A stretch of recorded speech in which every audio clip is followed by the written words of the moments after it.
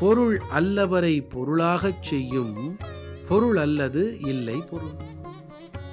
இதன் பொருள், ஒரு பொருட்டாக மதிக்க தகாதவரையும் மதிப்புடையவராகச் செய்வதாகிய பொருள் அல்லாமல் சிறப்புடைய பொருள் வேறு இல்லை.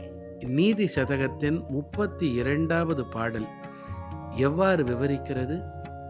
யஸ்யாஸ்தி வித்தம் சநரः குலீனः ச பண்டிதः ச ஸ்ருதவான் குணஜ்ஞः ச ஏவ வக்தா ச ச தர்ஷனீயः சர்வே குணாः காஞ்சனமாஶ்ரயந்தி.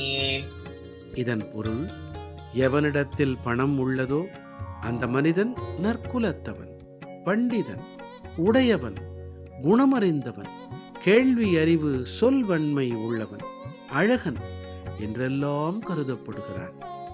அனைத்து குணங்களும் பொருளை சார்ந்து இருக்கின்றன.